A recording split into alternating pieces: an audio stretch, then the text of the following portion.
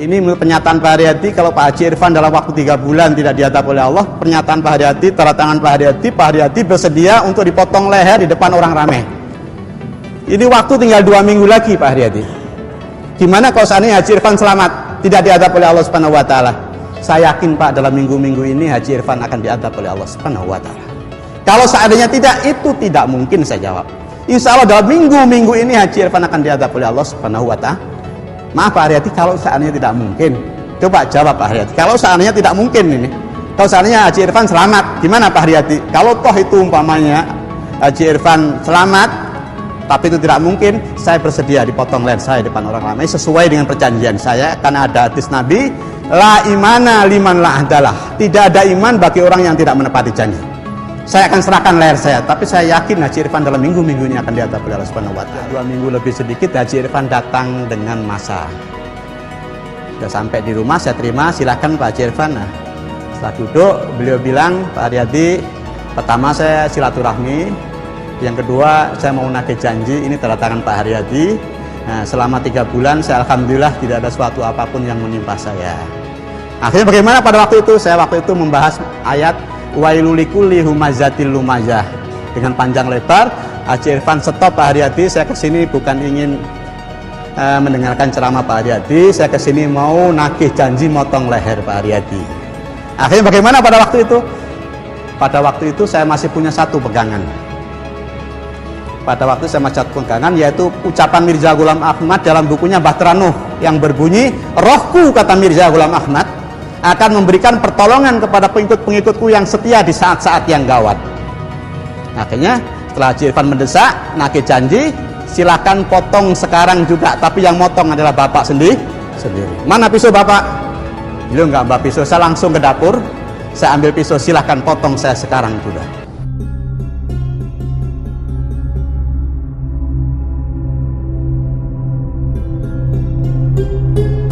Assalamualaikum warahmatullahi wabarakatuh. Bismillahirrahmanirrahim. Alhamdulillahirabbil alamin, wassalatu wassalamu ala asrofil anbiya'i wal mursalin wa ala alihi wa sahbihi wa man da'a ilallah wa amila sholihan wa qala innani minal muslimin.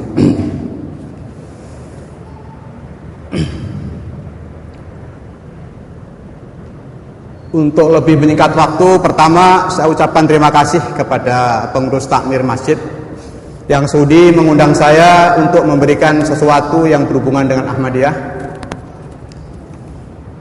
pada malam ini. Mudah-mudahan apa yang saya sampaikan, saya mengharapkan bermanfaat untuk kita semua. Hadirin dan hadirat yang berbahagia, saya kenal Ahmadiyah tahun 1971. Waktu saya mengikuti seorang ulama yang ada di Surabaya, di Peneleh Pelampitan, seberang gedung bioskop King Queen.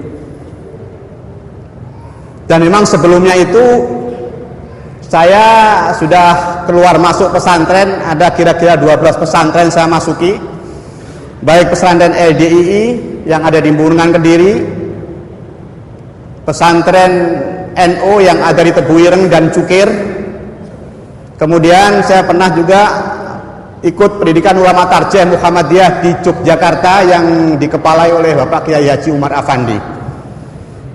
Akhirnya pada saat saya mengikuti seorang ulama yang bernama Bapak Majid Ilyas, perlu diketahui Pak Majid Ilyas ini setiap harinya itu mengadakan pengajian dari mulai jam 6 sampai jam 7, itu keliling dari masjid ke masjid. Saya selalu mengikuti pengajian-pengajiannya. Ketepatan pada waktu itu hari Minggu, pengajiannya diadakan di belakang Gedung Nasional. Biasanya nggak lewat Bubutan Gang 1 nomor 2, tapi pada saat saya sudah 3 bulan di situ, saya menuju pengajian beliau di belakang Gedung Nasional itu melewati Bubutan Gang 1 nomor 2. Saya tanya sama teman saya, ada terpampang asyhadu an la ilaha illallah wa asyhadu anna muhammadar rasulullah, Jamaat Ahmadiyah, Badan Hukum 13 Maret 1953. Plang cabang Surabaya. Saya tanya kepada teman saya, ini Plang apa ini, ada Jemaat Ahmadiyah. Teman saya bilang ini Islam sesat. Setelah saya mendengar bahwa Jemaat Ahmadiyah adalah Islam sesat, terdoronglah diri saya untuk sampai di mana letak kesesatannya. Kok ada syahadatnya, ada tulisan Arab Jemaat Ahmadiyah. Akhirnya pada maghrib saya seorang diri datang ke cabang Surabaya, ke Bubutan Gang 1 nomor 2, ketemu dengan pemuda Ahmadiyah yang bernama Basir Ahmad Khan, pemuda Ahmadiyah asal Pakistan tapi kelahiran Indonesia. Setelah bincang, karena dia kurang menguasai bahasa Arab, akhirnya saya minta buku-bukunya aja lah, nanti saya akan pelajari di rumah. Akhirnya pada waktu itu saya dikasih 10 judul buku. Di antara judul buku tadi ada buku Mirza Ghulam Ahmad yang bernama Ajaranku, 2 Perlunya Imam Zaman. Itu kedua buku ini dikarang oleh Mirza Ghulam Ahmad. Kemudian ada buku Soal Jawab yang dikarang oleh Bapak Saleh An-Nahdi, yakni Mubalik Ahmadiyah keturunan Arab. Setelah 10 buku ini saya pelajari sampai larut malam. Akhirnya sudah saya pelajari kurang lebih 2 bulan, baru saya menyimpulkan inilah yang saya cari. Inilah yang saya cari. Nah, tertariknya saya di situ, pertama tersebar ke seluruh pelosok dunia, mengirimkan mubalek ke penjuru dunia, mendirikan masjid-masjid di negara-negara Eropa, dan juga mempunyai khilafat, dan mencetak berbagai terjemah Al-Quran ke dalam berbagai bahasa, dan organisasinya rapi. Itu kalau yang Ustaz cari itu maksudnya gimana? Bentar. Inilah yang saya cari, maksudnya yang saya cari di sini kesimpulannya, garis besarnya adalah sebuah jamaah punya pimpinan ditaati oleh dan sifatnya universal. Akhirnya setelah saya pelajari sampai larut malam, sudah saya kuasai terutama buku soal jawab. Jadi soal jawab itu 3 masalah penting masalah yang dibahasnya. Yang pertama, Nabi Isa masih hidup atau sudah mati? Ahmadiyah menyatakan Nabi Isa sudah mati. Dalil-dalil dari Al-Quran dan hadis Nabi saya kuasai. Yang kedua, bisa nggak datang Nabi lagi, datang Rasul lagi setelah Nabi Muhammad yang tidak membawa syariat? Menurut orang Ahmadiyah, bisa datang Nabi lagi, bisa datang Rasul lagi yang tidak membawa syariat. Dalilnya ini Al-Qurannya, ini hadisnya. Kemudian yang ketiga, benar nggak Mirza Ghulam Ahmad sebagai Mahdi atau Al-Masih yang dijanjikan oleh Rasulullah SAW? Karena menurut Ahmadiyah, Mirza Ghulam Imam Mahdi Al-Masih adalah sudah datang, ada pada diri Mirza Ghulam Ahmad pendiri daripada Ahmadiyah. Jadi 3 masalah ini dalilnya dari Al-Quran, dari Al-Hadis. Saya kuasai. Akhirnya saya bawa kepada guru-guru saya. Yang pertama kali saya lemparkan masalah Ahmadiyah adalah kepada guru saya Majid Ilyas tadi. Saya hadapkan masalah Isa, saya hadapkan masalah Nabi yang membawa syariat dan yang tidak membawa syariat, dan Rasulullah SAW Nabi terakhir yang membawa syariat. Adapun Nabi dan Rasul yang tidak membawa syariat bisa datang setelah Rasulullah SAW. Dalilnya ini, hadisnya ini. Kemudian tentang kedatangan Imam Mahdi itu sendiri. Setelah saya lemparkan, pada waktu itu saya sudah dikasih rumah sama Pak Majid Ilyas. Karena saya pengikut setia, kadang-kadang kalau beliau nggak bisa ngisi, saya disuruh mengisi. Saya sudah dikasih rumah. Setelah saya melemparkan masalah Ahmadi kepada beliau, jarak 2 hari saya diusir dari rumah yang diberikan kepada saya.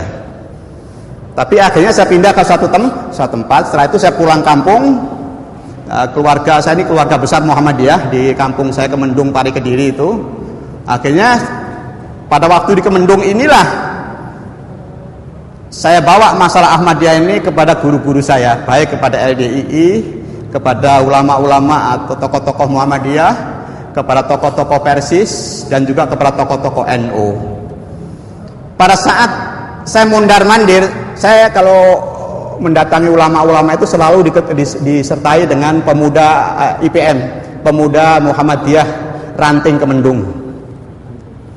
Saya disertai sama mereka mendatangi ulama-ulama Muhammadiyah, NU, Persis, LDII. Setelah saya hadapkan masalah Ahmadiyah ini, mereka nggak bisa apa-apa karena mereka nggak mempelajari, sehingga saya gampang aja menjatuhkan mereka. Bukan berarti Ahmadiyah benar, karena mereka tidak tahu medan Ahmadiyah, tidak tahu dalil-dalil yang biasa dipakai oleh Ahmadiyah.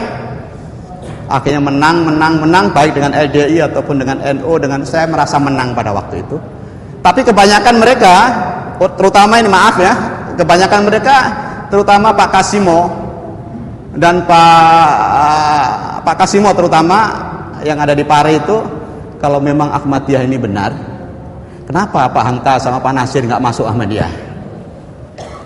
Dan seterusnya. Akhirnya pada bulan Desember 1973 saya langsung datang kepada Bapak Hamka, kalau nggak salah rumahnya sebelah mana ya, nggak jauh dari sini. Akhirnya saya datang, saya ditanya sama beliau, ada apa, dari mana? Saya Ahmad Haryadi Pak, dari Pare Kediri. Ada apa? Ini ada problem, ada masalah Ahmadiyah Pak. Ahmadiyah yang mana ini? Ahmadiyah yang Qadian atau Ahmadiyah yang Lahore? Saya bilang Ahmadiyah yang Qadian Pak. Akhirnya beliau megang pundak saya, kamu tinggal di sini selama 3 hari. Akhirnya saya sama beliau 3 hari 3 malam di rumah beliau. Akhirnya di waktu-waktu istirahat, waktu-waktu senggang, kita mendiskusikan 3 masalah tadi dengan beliau. Nah, ada kesan sampai sekarang yang nggak mungkin bisa saya lupakan tentang masalah Isa masih hidup atau sudah mati. Waktu saya minta ketegasan sama beliau, beliau mengatakan Nabi Isa sudah mati. Terus saya balikkan kepada beliau, kalau Isa sudah mati, menurut Al-Quran kan nggak akan mungkin bisa kembali lagi ke dunia. Padahal ada hadis Sahih Bukhari, Sahih Muslim, Isa bin Maryam akan datang di akhir zaman. Ini bagaimana Pak hadis ini? Oh, itu nanti situasi, bukan orang, bukan Isa bin Maryam yang datang, tapi adalah situasi di mana semangat pembaharuan, semangat introspeksi diri, semangat ingin maju, itu adalah beliau menafsirkan tentang Isa akan datang itu begitu, dan seterusnya. Selama 3 hari, akhirnya saya minta rekomendasi dari Bapak Hamka untuk bisa ketemu Bapak Muhammad Natsir. Akhirnya beliau menulis rekomendasi dengan tangan beliau. Akhirnya rekomendasi ini saya bawa kepada Bapak Muhammad Natsir yang ada di Menteng, kalau nggak salah Jalan Cokro Aminoto, kalau nggak salah waktu itu berseberangan dengan pom bensin. Setelah sampai di rumah beliau, saya katakan masalah saya, problem saya. Akhirnya beliau mengambil first-lah debat, kecil bentuknya, itu hasil perdebatan antara Hasan Bandung dengan Mubalek Ahmadiyah, yakni Abu Bakar Ayub dari Padang sama Rahmat Ali HOT dari Pakistan. Jadi itu ada bukunya, ada first-lahnya. Yang dibahas juga 3 masalah tadi. Setelah saya baca, saya merasa nggak puas. Akhirnya saya putuskan masuk Ahmadiyah pada bulan Desember akhir di cabang Bandung di Gang Haji Sapari Astana Anyar. Sebelum saya beat, saya disodori syarat-syarat beat masuk ke dalam Ahmadiyah. Ada 10 syarat beat. Di antaranya harus mengikat tali persaudaraan yang begitu erat dengan Mirza Ghulam Ahmad yang mendakwakan sebagai Al-Mahdi. Sudah 10 syarat ini disetujui, baru mengisi formulir beat. Ini bentuknya formulir beat masuk ke dalam Ahmadiyah. Nah, di sini di paling atas ditulis Bismillahirrahmanirrahim, nahmaduhu wa nusolli ala rasulihil karim wa ala abdihil masihil maut. Jadi bismillah, nahmaduhu wa nusolli ala rasulihil karim wa ala abdihil masihil maut. Jadi salawatnya juga tertuju kepada Mirza Ghulam Ahmad sebagai Al-Masih yang dijanjikan. Jadi biat ini ditujukan pada waktu itu kepada khalifah yang ketiga. Pada waktu itu pusatnya masih di Robuah, Pakistan. Jadi diisi, kemudian saya tanda tangan yang beat, kemudian yang membeatkan pada waktu itu Mubalek Pak Mian Abdul Hayy HP, Mubalek Ahmadiyah dari Pakistan, kemudian ditandatangani wakil khalifah yang ada di Indonesia, kemudian dikirim kepada khalifahnya yang ada pada waktu itu di Robuah. Jarak 2 bulan ada surat, diterima beatnya, salah menjadi anggota Ahmadiyah. Cuma pada waktu upacara beat selesai, sudah berdoa, sudah salaman, baru dipesan dengan 3 hal. Karena kamu sudah masuk ke dalam Ahmadiyah, sudah percaya Mirza Ghulam Ahmad sebagai Mahdi dan Al-Masih, sedangkan orang Islam yang lain belum. Bahkan menurut hadis Nabi, kalau Imam Mahdi sudah datang, mereka kaum muslimin belum beat, mendustakan, maka kafirlah dia. Oleh karena itu, karena Anda sudah mengimani Mirza Ghulam Ahmad sebagai Mahdi, sebagai Al-Masih, Anda nggak boleh makmum di belakang orang yang bukan Ahmadiyah. Pakai hadis macam-macam, tapi hadis-hadisnya adalah hadis-hadis maudhu semua. Waktu itu saya nggak sadar. Yang kedua, dipesan nggak boleh nikah. Waktu itu saya masih pemuda, nggak boleh nikah dengan orang yang bukan Ahmadiyah. Yang ketiga, harus membayar 1/16 dari penghasilan setiap bulan. Itu candaan namanya. Dari pesan itu, akhirnya ya sudahlah. Akhirnya saya nggak mau makmum. Saya sudah melihat orang tua saya yang ada di Kemendung itu sudah seakan-akan kafir aja gitu. Dan seterusnya dan seterusnya. Kira-kira 2 minggu sebelum surat diterimanya saya beat dari Robuah Pakistan, ada pertemuan tahunan Khaddamul Ahmadiyah seluruh Indonesia itu ngumpul kalau nggak salah di SD Karantina Jalan Cokro Aminoto, kalau nggak salah pada sebelah kiri kalau nggak salah dari sini. Di situ kumpullah pemuda-pemuda Ahmadiyah seluruh Indonesia, diadakan perlombaan pidato, membaca Al-Quran, azan, dan membaca sa'i dan lain sebagainya. Maaf ini karena saya ceritakan kenapa saya sampai jadi mubalek, bukan saya pamer ya. Akhirnya saya mengikuti perlombaan pidato. Alhamdulillah saya juara pertama, dapat piagam juara pertama, sudah dapat juara pertama, sudah selesai. Banyak mubalek Ahmadiyah, tokoh-tokoh Ahmadiyah menyarankan karena saya ada bakat, Anda mau nggak dididik menjadi mubalek internasional untuk dikirim ke Robuah Pakistan. Akhirnya saya setujui. Akhirnya setelah dipersiapkan semuanya, belajar bahasa Urdu, persiapan ini dan itu, akhirnya sudah mau berangkat, ada terjadi huru-hara antara orang-orang Ahmadiyah dengan kaum muslimin di sana. Terjadi huru-hara di stasiun kereta api Robuah antara orang-orang Ahmadiyah dan kaum muslimin. Terjadi huru-hara besar pada waktu itu sehingga keberangkatan saya ditunda dan seterusnya. Akhirnya karena nggak jadi ke Robuah Pakistan, akhirnya saya langsung diangkat menjadi mubalek junior, dikirim ke Medan.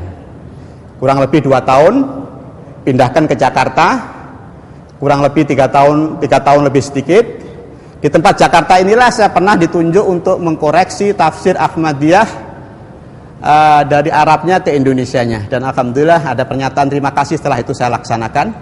Dan pada waktu di Jakarta itu juga saya pernah datang ke Qadian India dan ke Robuah Pakistan. Di situ melihat Baitul Du'a, Manaratul Masih, Masjidil Aqsa, Masjid Mubarak yang ada di Qadian, kemudian pusat Ahmadiyah yang ada di Robuah Pakistan, dan seterusnya. Kemudian saya dipindahkan kembali. Di Bali 6 bulan saya dipindahkan ke Pulau Lombok. Nah, di Pulau Lombok inilah semangat saya untuk berjuang, memperjuangkan ajaran-ajaran Ahmadiyah itu ada semangat yang luar biasa. Hidup mati saya untuk Ahmadiyah. Jadi tugas di Lombok pada tahun 1981 awal. Nah, di tempat ini entah tergerak saya ingin berjuang mati hidup untuk Ahmadiyah. Akhirnya begitu datang, saya bikin jadwal ulama-ulama yang ada di Lombok Timur, Lombok Tengah, dan Lombok Barat, termasuk yang ada di Sumbawa, karena wilayah NTB, status saya sebagai mubalek untuk NTB. Akhirnya setelah tercatat 70 ulama siap, alamatnya lengkap, baru setiap satu minggu, kadang-kadang 2 kali, kadang-kadang 3 kali, saya naik Vespa disertai oleh pemuda Ahmadiyah mengunjungi ulama-ulama yang sudah saya jadwalkan tadi. Saya ajak diskusi tentang 3 masalah tadi. Dan setelah saya ajak diskusi minimal kadang-kadang 2 jam, ada yang 1,5 jam, ada yang sebelum sempat duduk saya diusir karena tahu saya Ahmadiyah, saya mubalek Ahmadiyah dan lain sebagainya. Ada juga akan saya dukung Pak Haryadi, Tuan Guru Fadil yang ada di Lombok Tengah itu malah mau mendukung perjuangan saya, padahal beliau juga punya pesantren dan lain sebagainya. Akhirnya sudah kira-kira 1,5 tahun, pada waktu itu saya sambil keliling untuk mengunjungi alim ulama, saya membuat brosur kabar suka. Judulnya kabar suka, Imam Mahdi telah datang, orangnya adalah Mirza Ghulam Ahmad. Atas perintah ilahi beliau mendirikan Jamaat Ahmadiyah. Itu brosur berisi 4 tantangan. 1, saya bersedia memberikan penerangan tentang Imam Mahdi yang sudah datang ini, yakni Mirza Ghulam Ahmad. Yang kedua, bersedia untuk berdialog terutama para alim ulama. Yang ketiga, saya akan bagi mereka yang ragu, yang belum ada kepastian, silakan sembahyang hajat, silakan sembahyang istikharah untuk tanya langsung kepada Allah Subhanahu wa taala, benar enggak Mirza Ghulam Ahmad datang dari Allah atau dia bukan datang dari Allah. Kesediaan saya yang ketiga, saya bersedia untuk membantu doa-doa khusus supaya doa yang bersangkutan akan segera makbul adanya. Yang keempat, kesediaan yang keempat, mengadakan perang doa atau perlombaan doa, yakni masing-masing yang berlainan keyakinan berdoa istihkam kepada Allah Subhanahu wa taala, minta keputusan kepada Allah Subhanahu wa taala. Saya katakan di situ, insya Allah dalam waktu 3 bulan kalau masing-masing bersedia untuk mengadakan perang doa, insya Allah dalam waktu 3 bulan akan ada tanda dari langit. Saya sebarkan. Akhirnya selama 1,5 tahun tidak ada satupun dari ulama yang saya datangi tadi yang menyambut tantangan saya yang keempat. Malah ada namanya Tuan Guru Haris kalau nggak salah, itu di Lombok Timur. Bapak berdoa, saya berdoa. Dalam waktu 3 bulan saya yakin akan ada tanda dari langit. Malah dia bilang nanti kalau berdoa akan ada apa nanti. Malah dia seakan-akan menunjukkan keraguan dia. Saya makin bertambah yakin. Nah, setelahnya begitu 1,5 tahun saya keliling 70 ulama lengkap kita datangi. Tapi nggak ada satupun dari antara mereka yang masuk Ahmadiyah. Akhirnya batin saya, kenapa ini orang Lombok susah sekali untuk diajak masuk ke dalam Ahmadiyah. Akhirnya sudah hampir putus asa. Tapi Islam mengajarkan kita nggak boleh putus asa. Akhirnya saya mau kholwat, istilah sufinya itu saya mau kholwat. Saya persiapkan itu tempat berdoa. Saya nggak akan kemana-mana, saya akan hanya berdoa khusus. Tempat untuk berdoa 3 kali 2 meter sudah dipersiapkan. Akhirnya jatuh pada hari raya Idul Fitri. Hari raya kedua, ada seorang pemuda Ahmadiyah datang kepada saya, Pak Haji Irfan ngundang Pak Haryadi. Saya kaget. Haji Irfan nggak termasuk 70 ulama, karena dia termasuk ulama kecil nih. Padahal kenapa Haji Irfan kok ngundang saya? Padahal orang ini adalah pernah melempar pemuda Ahmadiyah yang membagikan brosur-brosur Ahmadiyah di pesantren dia. Jadi setelah Haji Irfan tahu ini pemuda Ahmadiyah membagikan brosur-brosur, langsung pemuda Ahmadiyah yang ditangkap dan dilemparkan ke dalam kolam di depan pesantren. Kok dia ngundang saya? Jangan-jangan dia dapat petunjuk mau masuk Ahmadiyah. Batin saya begitu, saya langsung datang. Sudah datang, ternyata dia ngajak diskusi. Akhirnya yang diskusikan ya 3 masalah tadi. Dia memang cukup bisa bahasa Arab karena dia pernah tinggal 6 bulan di Mekah. Akhirnya sudah berjalan 2 jam, sama-sama tegang. Saya tegang, dia pun tegang. Karena sudah tegang, sama-sama tegang, akhirnya saya minta keputusan dari beliau.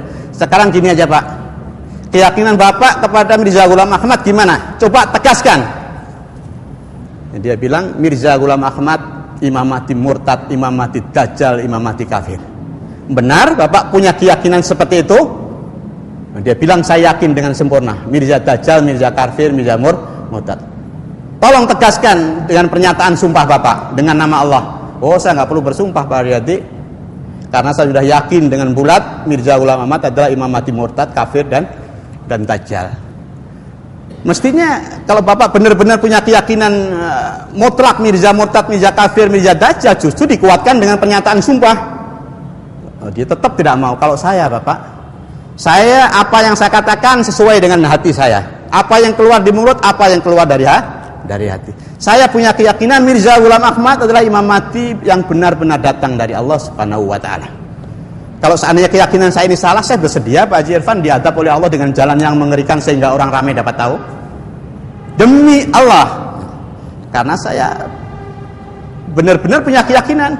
Saya berani bersumpah dengan nama Allah, tapi Bapak mengatakan Mirza murtad, Mirza dusta, Mirza dajjal, tapi Bapak suruh bersumpah nggak mau. Jangan-jangan hati Bapak membenarkan Mirza Ghulam Ahmad, hanya bibir Bapak aja yang mengatakan begitu.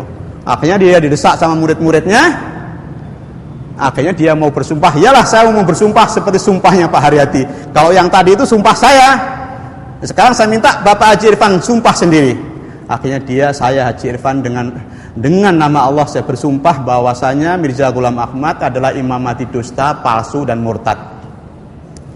Sanksinya apa? Seperti Pak Haryati ucapkan sendiri. Kalau seandainya keyakinan saya ini salah, kata Haji Irfan, saya bersedia diadab oleh Allah dengan jalan yang mengerikan sehingga orang ramai dapat tahu. Waktunya kapan? Seperti Pak Haryati 3 bulan. Tolong ucapkan sendiri. Adab ini supaya terjadi 3 bulan setelahnya ini. Langsung sebelum dia selesai, saya pegang tangannya. Sah mubahalah. Sebelum saya lepaskan, saya bilang sama murid-muridnya, kalau dalam waktu 3 bulan setelahnya ini Haji Irfan tidak diadab oleh Allah Subhanahu wa taala, saya bersedia dipotong leher saya di depan orang ramai. Anda semua kan tahu rumah saya. Mereka kan tahu rumah saya tahu pinggir jalan. Akhirnya bagaimana? Sudah selesai, saya lepas, sah mubahalah. Diketiklah pernyataan mubahalah dia, pernyataan mubahalah saya diketik, saya tanda tangan. Nah, saya tanda tangan 2. Pernyataan potong leher kalau seandainya Haji Irfan tidak diadab oleh Allah dengan jalan yang mengerikan sehingga orang ramai dapat tahu. Jadi saya tanda tangan 2, Haji Irfan tanda tangan 1. Ada tanda tangannya di sini. Dan begitu kita fotokopi, kita sebarluaskan baik di Lombok Timur, Lombok Tengah dan Lombok Barat. Sudahnya sah mubahalah, saya langsung kirim surat kepada Khalifah Ahmadiyah. Ini khalifahnya. Jadi waktu itu sudah di London ini. Oh, waktu itu belum di London. Belum di London, masih di Rabuah, Pakistan. Tahun 83. Tahun 83 akhirnya saya kirim surat kepada Khalifah Ahmadiyah yang ada di Rabuah, Pakistan. Saya mohon didoakan dengan doa-doa khusus supaya saya menang dalam front ini. Akhirnya bagaimana? Akhirnya dapat balasan. 2 bulan dapat balasan, ini balasannya. Pada waktu itu saya minta supaya didoakan dengan doa-doa khusus dan mohon ditunjukkan amalan-amalan atau wirid-wirid apa yang dengan perantaraan mengamalkannya saya menang dalam front ini. Akhirnya hanya dikabulkan, Anda akan saya bantu dengan doa-doa khusus dan Anda akan sukses besar, sukses sempurna. Akhirnya setelah begitu jadi front ini, akhirnya ya saya tiap jam 2 bangun sampai subuh, jam 2 bangun sampai subuh dan seterusnya. Anehnya pada waktu itu saya mendoa hadapan Allah Subhanahu wa taala itu benar-benar khusyuk benar. Saya bisa menangis, keluar air mata, bercucuran air mata saya di sajadah saya waktu sujud. Seakan-akan pada waktu saya mendoa itu seakan-akan saya mencium telapak kaki Allah. Si perasaan saya pada waktu itu begitu, sehingga benar-benar bercucuran itu air mata itu sampai subuh terus begitu. Kalau siang saya puasa dan seterusnya. Akhirnya bagaimana? Akhirnya masyarakat sudah ribut. Kalau saya keluar, mereka karena itu sudah tersebar luas. Kalau saya keluar naik Vespa itu, mereka mengatakan dari Muhammadiyah, dari Nahdlatul Wathon itu mengatakan potong leher, film pengorbanan. Karena mereka membaca itu brosur atau yang naskah mubahalah antara saya dengan Haji Irfan. Tapi anehnya pada waktu itu saya tenang, saya ketawa santai. Kok rasa takut, kok rasa minder tidak ada. Karena pada waktu itu saya merasa benar. Rasulullah SAW dulu juga dicaci maki, dihina, diboikot dan lain sebagainya. Itu sudah bunga-bunga perjuangan batin saya begitu. Akhirnya bagaimana? Akhirnya karena masyarakat sudah ribut-ribut, akhirnya saya dipanggil oleh Polres Lombok Timur. Dan dipanggil oleh Polres Lombok Timur, akhirnya dia menyodorkan, ini Pak Haryati, tanda tangan Pak Haryati ini. Ini menurut pernyataan Pak Haryati, kalau Pak Haji Irfan dalam waktu 3 bulan tidak diadab oleh Allah, pernyataan Pak Haryati, tanda tangan Pak Haryati bersedia untuk dipotong leher di depan orang ramai. Ini waktu tinggal 2 minggu lagi Pak Haryati. Gimana kalau seandainya Haji Irfan selamat, tidak diadab oleh Allah Subhanahu wa taala? Saya yakin Pak, dalam minggu-minggu ini Haji Irfan akan diadab oleh Allah Subhanahu wa taala. Kalau seandainya tidak, itu tidak mungkin saya jawab. Insya Allah dalam minggu-minggu ini Haji Irfan akan diadab oleh Allah Subhanahu wa taala. Maaf Pak Haryati, kalau seandainya tidak mungkin, coba jawab Pak Haryati. Kalau seandainya tidak mungkin ini, kalau seandainya Haji Irfan selamat, gimana Pak Haryati? Kalau toh itu umpamanya Haji Irfan selamat, tapi itu tidak mungkin, saya bersedia dipotong leher saya di depan orang ramai sesuai dengan perjanjian saya, karena ada hadis Nabi, la imana liman la ahdalah. Tidak ada iman bagi orang yang tidak menepati janji. Saya akan serahkan leher saya, tapi saya yakin Haji Irfan dalam minggu-minggu ini akan diadab oleh Allah Subhanahu wa taala. Akhirnya bagaimana? Kira-kira kurang 1 minggu lagi mau habis. Haji Irfan sering mondar-mandir. Ini 5 menit lagi nih. Haji Irfan mondar-mandir lewat di depan rumah saya yang seakan-akan dia menyatakan ini Pak Haryadi saya sehat, padahal waktu itu belum habis waktu 3 bulan. Akhirnya bagaimana? Akhirnya saya galakan kepada Ahmadiyah Lombok, anggota-anggota saya galakan untuk iuran untuk memotong domba. Akhirnya kalau nggak salah pada waktu itu terkumpul 13 domba. Nah, akhirnya kita potong dengan niat supaya Haji Irfan subhanahu wa ta'ala. Aneh nggak? Nah, tapi pada waktu itu karena saya belum terbuka, nggak aneh. Pada waktu itu keyakinan. Akhirnya bagaimana? Akhirnya sudah dipotong. Waktu 3 bulan habis. Sudah waktu 3 bulan habis. Pemuda Ahmadiyah yang dekat rumahnya dengan Haji Irfan datang kepada saya, Pak Haryadi, tadi Haji Irfan masih santai-santai dengan murid-muridnya di halaman pesantren. Batin saya, apa salah saya? Saya sudah berdoa, siangnya saya sudah puasa, malamnya tahajud sampai subuh. Saya benar-benar kalau keluar saja melihat wanita cantik sudah nggak berani, takut nanti doa saya nggak makbul dan lain sebagainya. Jadi benar-benar saya hati-hati dalam masa-masa front itu. Kok ternyata Haji Irfan tidak apa-apa? Tidak apa-apa. Langsung instruksi dari Pusat Ahmadiyah Indonesia supaya Ahmadiyah segera pindah. Saya mulai nggak taat pada waktu itu. Saya tidak mau pindah. Kalau saya pindah saya pengecut. Saya nggak tanggung jawab. Saya nggak konsisten. Akhirnya saya tunggu Haji Irfan nggak datang. Kemudian supaya saya segera pindah, akhirnya Mubalek Ahmadiyah yang untuk menggantikan saya datangkan ke Lombok. Supaya saya segera pindah, saya tetap tidak mau pindah. Kira-kira sudah 2 minggu lebih sedikit, Haji Irfan datang dengan masa. Sudah sampai di rumah, saya terima, silakan Pak Haji Irfan. Nah, setelah duduk, beliau bilang, Pak Haryadi, pertama saya silaturahmi, yang kedua saya mau nagih janji, ini tanda tangan Pak Haryadi. Nah, selama 3 bulan saya alhamdulillah tidak ada suatu apapun yang menimpa saya.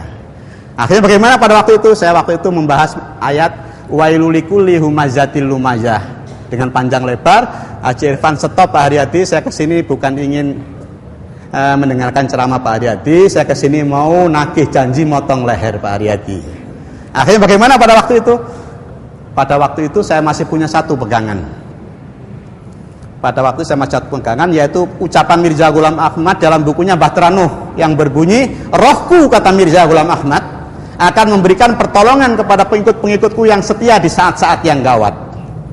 Akhirnya setelah Haji Irfan mendesak, nagih janji, silakan potong sekarang juga, tapi yang motong adalah bapak sendiri. Mana pisau bapak? Beliau nggak mbak pisau, saya langsung ke dapur, saya ambil pisau, silakan potong saya sekarang juga.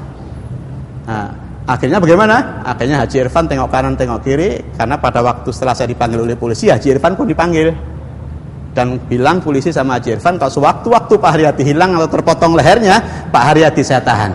Nampaknya waktu pisau saya serahkan itu dia tengok kanan tengok kiri, mungkin dia ingat dengan ancaman polisi, kalau saya nanti motong leher Pak Haryadi, saya akan ditahan atau masuk penjara. Saya mati aja nggak takut, bapak di penjara takut. Karena masa sudah mendesak supaya Haji Irfan mau segera motong leher saya. Sudah ratusan masa karena rumah saya di pinggir jalan. Masa sudah maju jalan, Pak. Tunjuk salah satu di antara mereka untuk motong leher saya sekarang juga. Wah, nanti kalau saya nunjuk Pak Haryadi nanti saya kena juga. Lalu terus maumu apa? Akhirnya setelah begitu polisi datang, saya diambil, Haji Irfan pun diambil. Coba kalau pada waktu itu Haji Irfan nekat motong leher saya, roh Mirza tidak datang untuk menolong saya, apa yang terjadi? Saya kira cukup sekian, nanti kita teruskan sesudahnya. Assalamualaikum warahmatullahi wabarakatuh. Baiklah, kayaknya masih banyak pertanyaan. Untuk meneruskan yang tadi, dari mulai kekalahan saya dengan Mubalah tadi, akhirnya keyakinan saya yang dulunya 100% kepada Mirza Ghulam Ahmad sebagai Mahdi yang benar-benar datang dari Allah, mulai menyusut 90%, 80%, terus menyusut, akhirnya sudah sampai ke tingkat 50% ke bawah keyakinan saya kepada kebenaran Mirza Ghulam Ahmad. Akhirnya saya sudah nggak ada gairah lagi untuk menjadi mubalek. Akhirnya setelah peristiwa itu saya dipanggil oleh Pusat Ahmadiyah yang waktu itu masih di Jalan Balikpapan, belum di kampus Mubarak. Akhirnya saya dari sidang diputuskan, diistirahatkan sampai ada keputusan dari Khalifah Ahmadiyah. Saya nunggu di rumah kira-kira 2 bulan. Akhirnya saya ditugaskan di Madiun. Sudah tugaskan di Madiun, saya sudah nggak, saya cuma tidur, tugas mubalek saya main-mainkan. Karena saya sudah nggak yakin, sudah nggak nikmat lagi berjuang, karena saya waktu itu sudah goncang. Keyakinan saya kepada Mirza Ghulam Ahmad sudah di bawah 50%. Akhirnya saya putuskan mau bikin pernyataan keluar dari Ahmadiyah. Saya belum siap, sudah terlanjur banyak alim ulama yang saya sakitin. Sudah terlanjur banyak alim ulama yang sakitin. Kalau saya langsung menyatakan keluar dari Ahmadiyah, gaji saya akan diputus.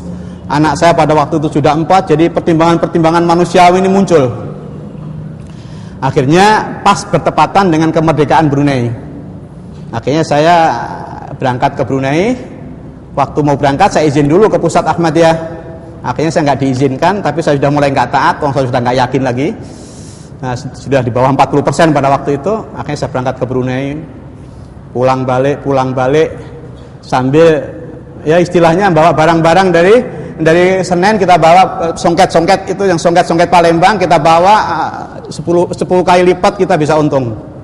Kan di sana kan pakai dolar ya, dan sana negara kaya, jadi pulang balik akhirnya kok nggak enak ya, bakatnya mubalek, kok dagang, perasaan sudah nggak enak sudah. Akhirnya gimana? Akhirnya pas pada waktu saya makan di sebuah restoran, ketemu sama orang-orang pakai jubah serban di meja sebelah ujung. Saya dekati mereka. Ini kelompok mana ini, kok seperti kelompoknya Muluh dari Iran ini. Oh, kami dari Malaysia, kami Darul Arqam. Kegiatan kami dakwah, di samping dakwah kita punya wiridnya wirid Muhammadiyah. Di samping itu kita juga punya pabrik-pabrik atau kilang-kilang, punya kegiatan ekonomi dan lain sebagainya. Saya tanya siapa ketuanya, Ustadz Asy'ari Muhammad. Dia cerita panjang lebar. Akhirnya saya yang mestinya pulang ke Jakarta, akhirnya saya langsung ke Kuala Lumpur, ke Sungai Pencala, pusat Darul Arqam. Akhirnya sudah ketemu sama Ustadz Asy'ari dan seterusnya. Akhirnya saya suruh mengajar bahasa Arab di sana. Jadi saya waktu mondar-mandir kira-kira kurang lebih ada 5 kali sampai ketemu dengan Darul Arqam. Tadi saya ke Sabah, Darul Arqam, baru saya ke Singapura, ke Malaysia dan seterusnya. Akhirnya Ustadz Asy'ari Muhammad minta saya supaya saya ngajar nahwu shorof di Darul Arqam. Pada waktu itu gaji saya masih dikirim ke istri saya di Garut waktu itu. Padahal saya sudah nggak taat, sudah nggak ada di pusat, sudah nggak ada di tempat tugas. Akhirnya bagaimana? Akhirnya sudah gitu. Akhirnya kita mau memboyong keluarga. Kan mereka menawari, kalau memang kamu nggak mau kawin di sini ya bawa istrimu ke sana. Saya pada waktu itu langsung ditawari untuk nikah di Darul Arqam. Tapi saya waktu itu nggak ada gairah sama sekali sama perempuan. Jadi krisis ini harus segera selesai. Jadi saya ingat istri aja waktu itu. Jadi saya langsung ditawari untuk nikah di sana. Anak istri di Garut. Akhirnya setelah saya kira-kira 1,5 tahun mondar-mandir nggak taat sama pusat. Akhirnya saya pulang untuk ngambil keluarga. Tahu-tahu ada surat dari pusat Ahmadiyah Indonesia, dari pusat Ahmadiyah London. Pada waktu itu bahwa saya dipecat. Sudah gaji. Keluarga 4 saya bawa ke Malaysia, saya ngajar di Darul Arqam selama kurang lebih 2 tahun. Ngajar nahwu shorof di Malaka. Anak saya bawa, ya pakai serban, pakai apa gitu dan sebagainya. Kita ikut juga mengamalkan aurat Muhammadiyah. Kita juga maulid berjanji tiap malam Jumat, maulid daibai malam Senin dan seterusnya. Akhirnya di saat itulah saya bikin pernyataan keluar dari Ahmadiyah. Kita bikin press conference di Kuala Lumpur, yang kedua di Singapura. Nah, tahun berapa itu? Itu tahun 86. Tahun 86. Jadi 3 tahun setelah? Ya, 2 tahun lebih ya, 2 tahun lebih. 2 tahun lebih saya bikin pernyataan keluar dari Ahmadiyah. Nah, ini hasil press conference-nya ini. Kisah tobat seorang bekas pengikut Qadiani. Jadi Yadim bersedia membantu Ahmad Riyadi untuk menghapus Qadiani dan sebagainya. Ini 16 tanggal 6 April 1986. Saya resmi keluar dari Ahmadiyah. Jadi 3 April 1986. Jadi saya resmi keluar dari Ahmadiyah. Sudah saya keluar dari Ahmadiyah, saya bukukan, saya tulis tangan, kemudian saya berhubungan dengan Persatuan Islam Singapura, bukan Persis yang di sini ya, Persatuan Islam Singapura, dengan Ustadz Ustadz Toha Suhaimi itu cucu daripada Muhammad bin Abdullah As-Suhaimi yang punya wirid Muhammadiyah yang diamalkan oleh Darul Arkam. Jadi itu cucunya. Nah, setelah ketemu beliau, akhirnya disepakati buku mau diterbitkan. Akhirnya diterbitkanlah oleh Persatuan Islam Singapura dengan judul Mengapa Saya Keluar dari Ahmadiyah Setelah 10 Tahun Jadi Mubaliknya. Di dalam buku itu di bagian akhir, untuk mencari ketegasan lagi, saya tantang Khalifah Ahmadiyah, ayo mubahalah sama saya. Kenapa saya berani menantang dia? Karena saya sudah, senjata mubahalah ini sudah pernah saya pakai di Lombok, tapi ternyata nggak mempan. Taubannya seperti pistol kapus. Saya lemparkan kepada dia, tembakkan kepada saya. Akhirnya terjadilah mubahalah resmi antara saya dengan Khalifah Ahmadiyah. Ini naskah mubahalahnya. Ini tantangannya lewat surat atau ketemu langsung? Lewat surat, tapi yang mondar-mandir dari Pusat Ahmadiyah Indonesia. Ini naskah mubahalahnya. Jadi di situ saya berjanji, ana Ahmad Daryati mubalik al-Ahmadiyah al-Qadianiyah as-Sabiq.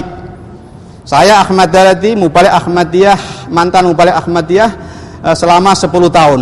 Dengan risalah mubalah ini saya bersumpah dengan nama Allah bahwa Mirza Ghulam Ahmad yang mengaku nabi dan rasul adalah pendusta. Dan apa-apa yang dikatakan oleh dia sebagai wahyu, di sini barangnya, adalah dusta belaka. Itu hanyalah khayalan dan lamunan dia saja. Kalau seandainya keyakinan saya ini salah, saya bersedia mendapat laknat dari Allah Subhanahu wa taala. Nah, kemudian Khalifah Ahmadiyah, ana Tahir Ahmad. Saya adalah Tahir Ahmad. Ini orangnya. Khalifatul Masih Ar-Rabi. Khalifah Ahmadiyah yang keempat. Zaimul Ahmadiyah fil alam, pimpinan Ahmadiyah dunia.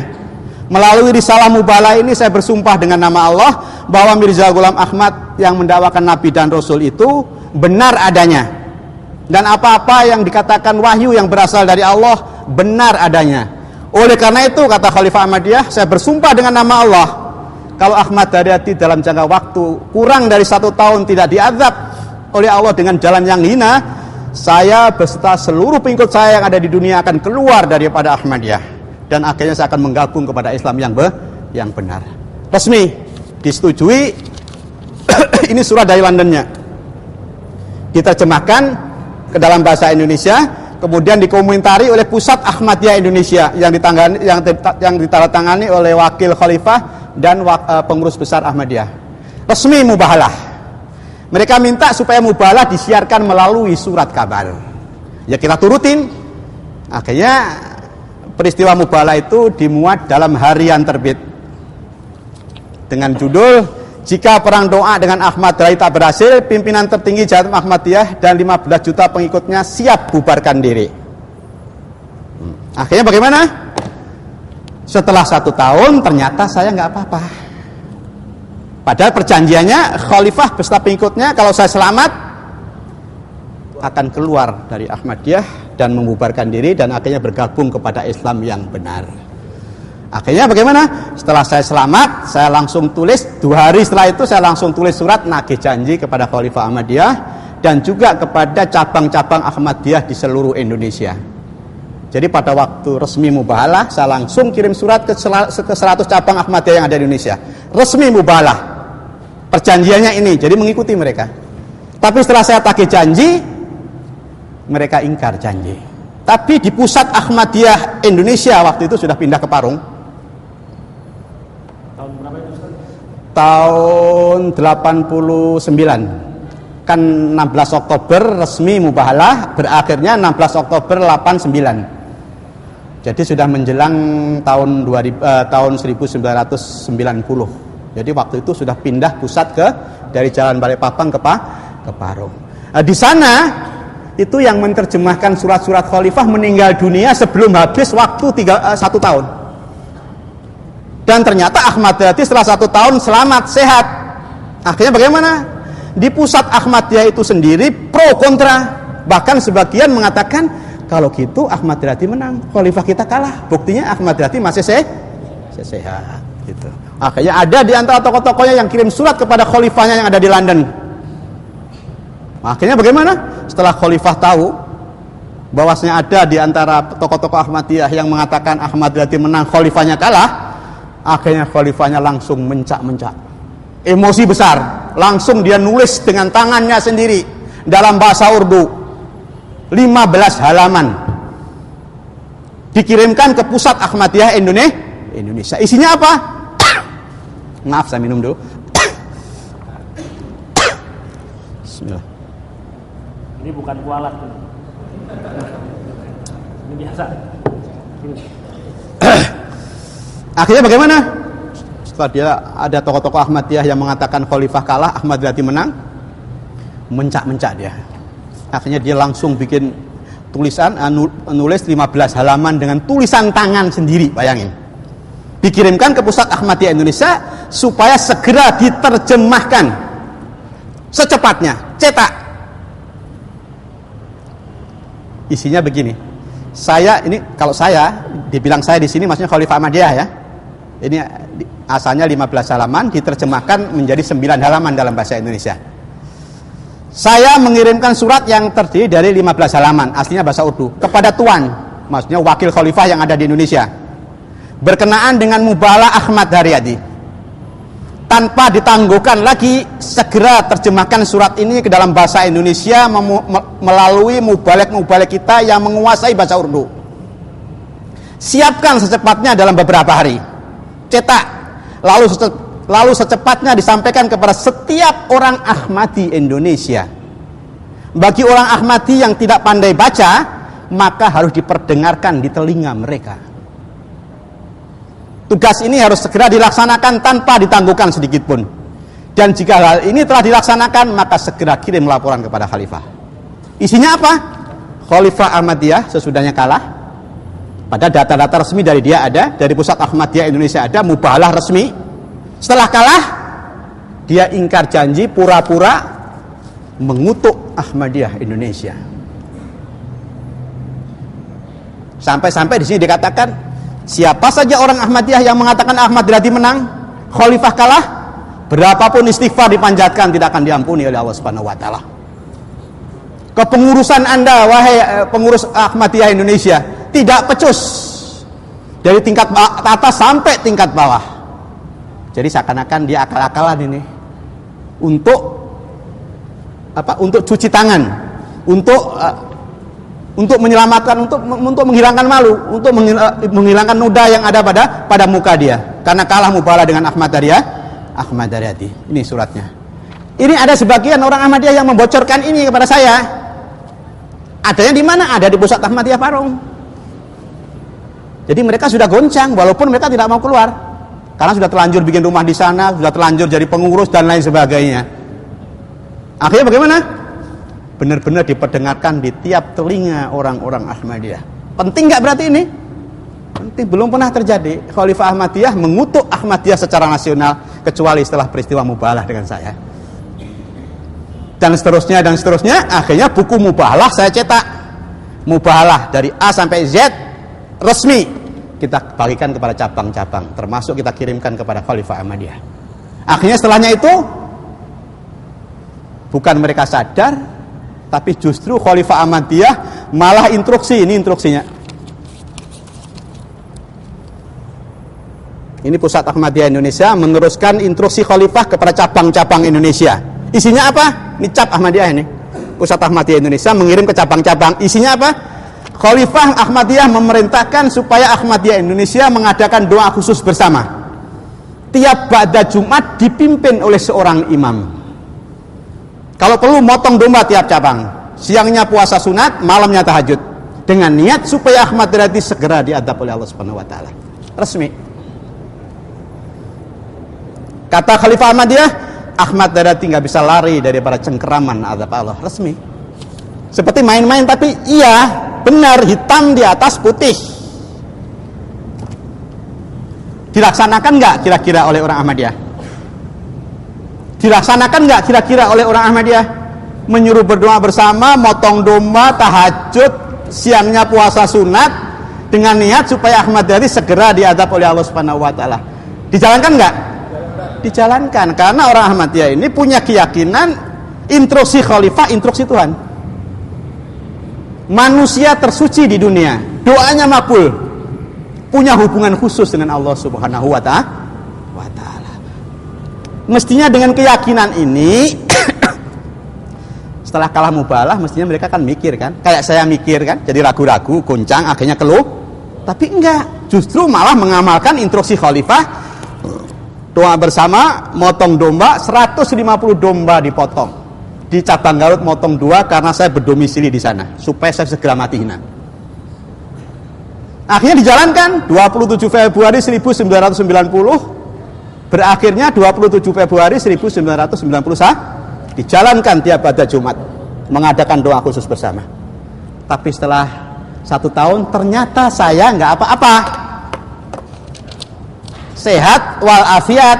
Kemudian saya bikin buku kecil, seruan untuk mencampakkan agama manusia, yakni Ahmadiyah. Kita lampirkan instruksi khalifah, saya komentari satu persatu, dan juga kutukannya saya komentari satu persatu yang melanggar ketentuan Al-Quran. Dan seterusnya. Akhirnya bagaimana? Untuk melengkapi sejarah, tahun 1997 itu bulan Juni, saya pas tahajud waktu itu, sudah tahajud, kok ada gerakan di dalam diri saya harus pergi menemui Khalifah Ahmadiyah di London. Setelah saya berdoa, saya langsung keliling-keliling di lapangan, di halaman rumah, saya membaca Inna fi khalqis samawati dan seterusnya itu. Akhirnya saya, untuk melengkapi sejarah, saya harus bertemu dengan Khalifah Ahmadiyah yang ada di London. Karena data-data surat yang berhubungan dengan saya banyak sekali. Di antaranya di sini dalam kutukan ini saya dikatakan manusia bejat. Tapi manusia bejat kok dia kalah berlomba doa gitu loh. Akhirnya bagaimana? Akhirnya saya bulat, pada waktu itu anehnya saya nggak punya uang. Tapi dalam jangka 1 minggu, dalam jangka 10 hari, itu saya bisa berangkat. Saya langsung ke Singapura. Sampai Singapura, saya beritahukan kepada yang menerbitkan buku saya ada rencana mau ketemu Khalifah untuk melengkapi sejarah.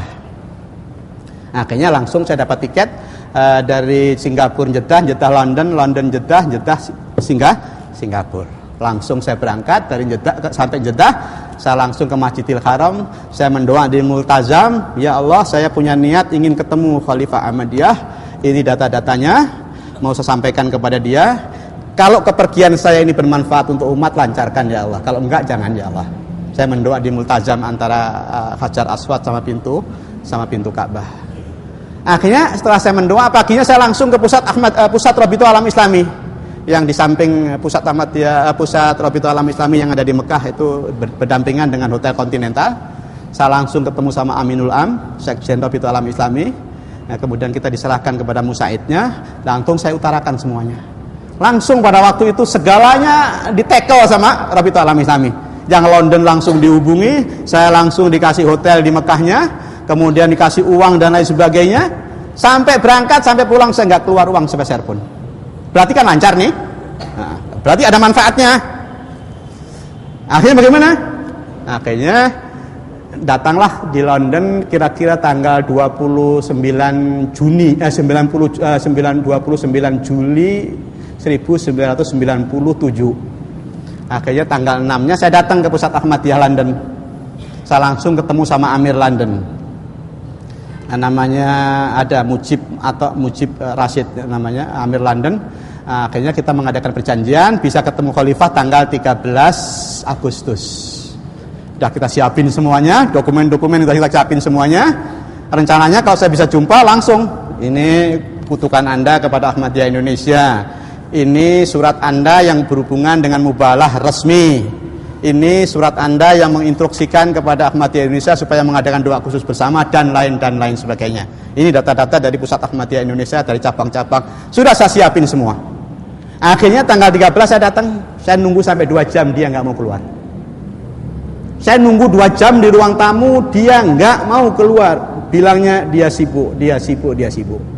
Kalau dia sibuk, apalagi dia mengaku Amirul Mukminin, mengaku Khalifah Islam. Saya tamu satu-satunya, dan kedatangan saya bukan datang sembarang datang.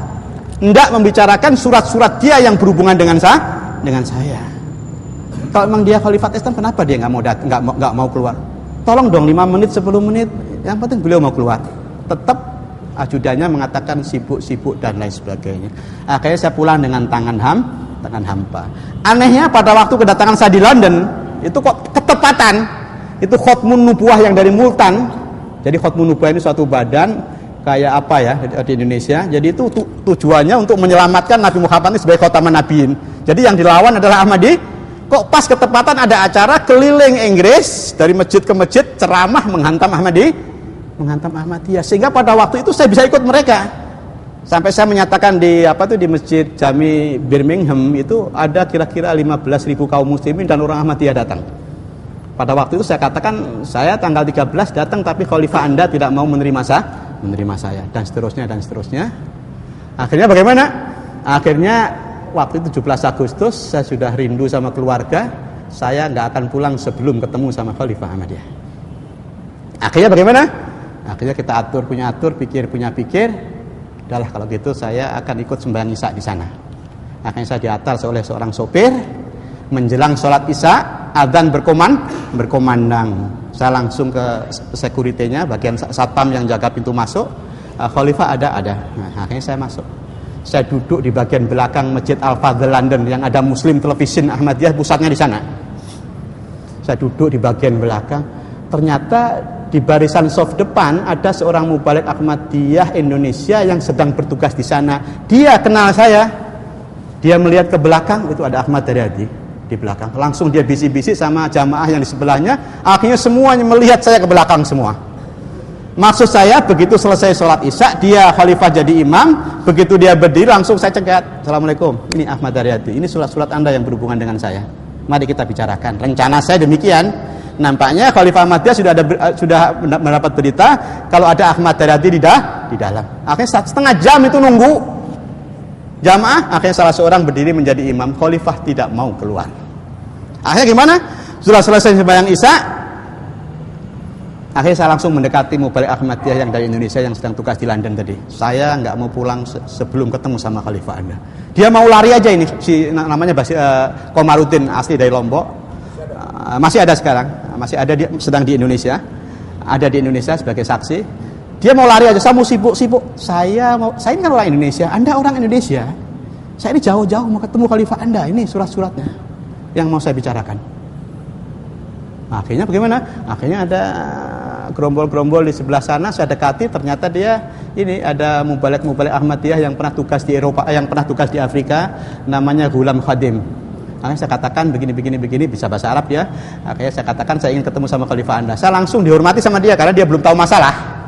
Saya langsung dihormati sama dia, langsung diajak ke ruang tamu. Yang saudara Komarudin ikut-ikut menghormati saya sampai ke ruang tamu, nunggu Khalifah Ahmadiyah.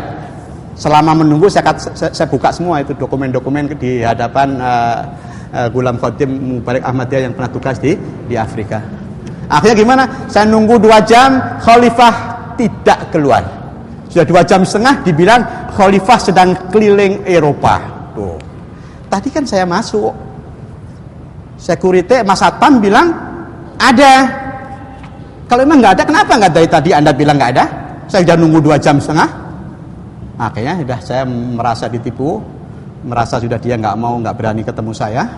Akhirnya jarak beberapa hari saya langsung bikin press conference dengan khotmun nubuwah, press conference The Daily London. Ini ada hasil press conference di London ini, The Daily London, khotmun nubuwah sama majalah internasional At-Taqwa. Akhirnya setelah itu saya pulang tapi sudah punya dokumen, sudah punya data-data resmi tentang Khalifah Ahmadiyah tidak mau jumpa dengan saya. Akhirnya tahun 2000 dia pura-pura datang ke Indonesia, enggak menunjukkan kepada dunia bahwasanya enggak ada masalah di Indonesia dengan Ahmad Daryadi. Seakan-akan begitu. Kenapa saya sampai bisa masuk ke dalam Ahmadiyah?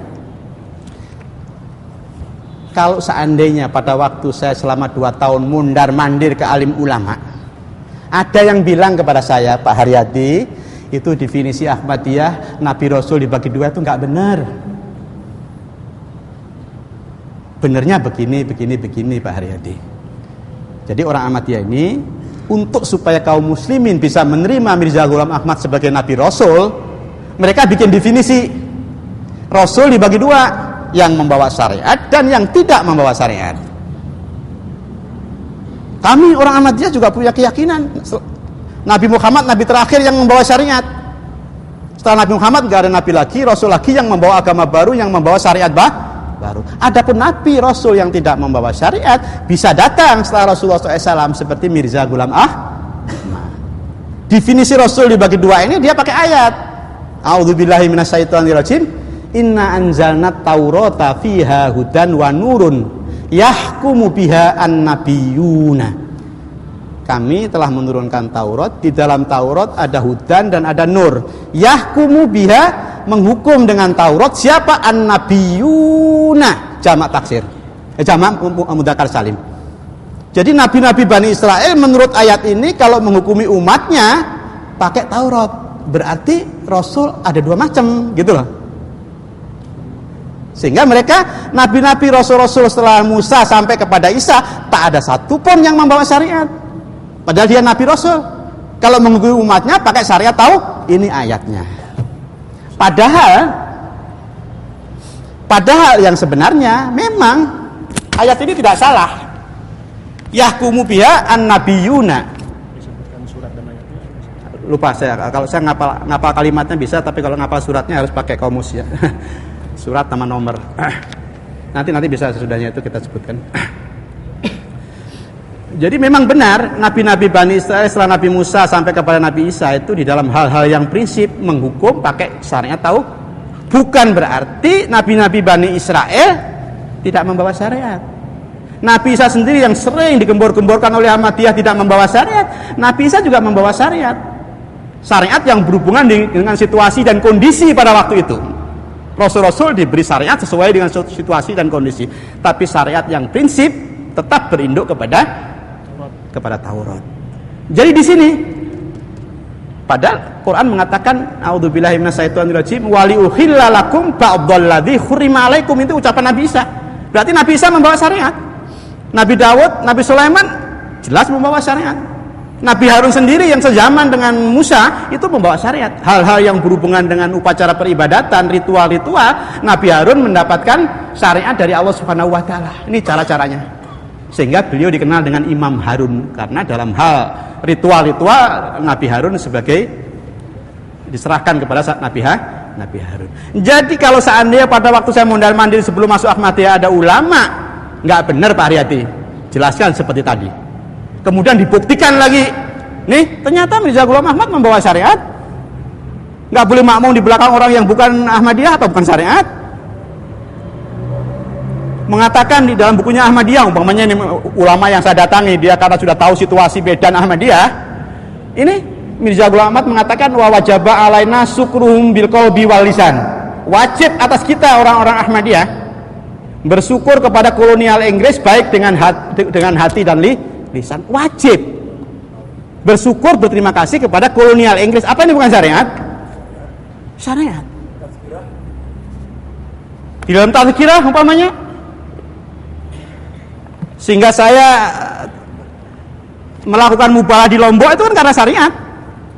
Karena dalam kitab suci ini dikatakan ini muhinun man arada ihanataka. Sesungguhnya saya, kata Tuhannya Mirza. Jadi ini kumpulan wahyu Mirza. Berarti kalau ada engkau berarti Mirza. Ini muhinun man arada ihanataka. Sesungguhnya saya akan menghinakan kepada orang yang menghinakan kepada engkau, hei Mirza. Wahyu ini oleh Mirza Ghulam Ahmad di dalam bukunya Anjan Atom halaman 65-66. Siapa saja yang berani melawan Ahmadiyah, berani bermubalah perang doa dengan Ahmadiyah, enggak sampai 1 tahun mesti mati hina. Apa ini bukan syariat?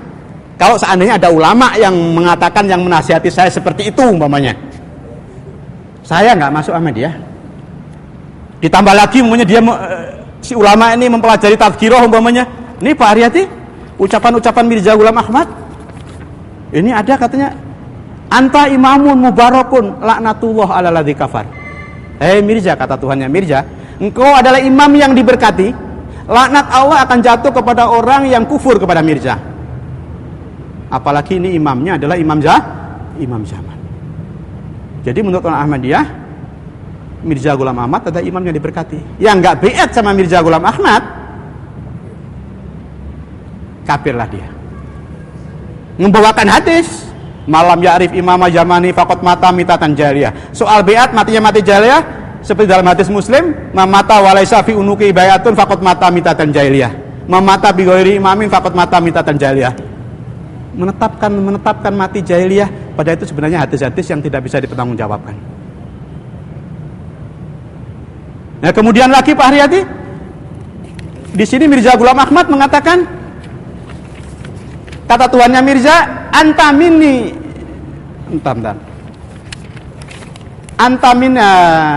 anta fihim bimanzilati Musa. Itu halaman 651. Hei Mirza, engkau di tengah-tengah mereka adalah berkedudukan seperti Musa. Di sini menunjukkan Mirza Ghulam Ahmad membawa syariat. Dia menyamakan dirinya berkedudukan seperti kedudukan Musa. Musa membawa syariat. Kemudian umpamanya si ulama tadi, Pak Haryati, ini ada sertifikat wasiat ini. Sertifikat wasiat Ahmadiyah. Siapa yang punya sertifikat wasiat ini, dia berhak kalau meninggal dikuburkan di pekuburan ahli surga. Apa itu bukan syariat, Pak Haryati? Jadi sertifikat wasiat ini hanya dimiliki oleh orang-orang yang sanggup mengorbankan hartanya, gajinya setiap bulan 1/3 dari penghasilannya.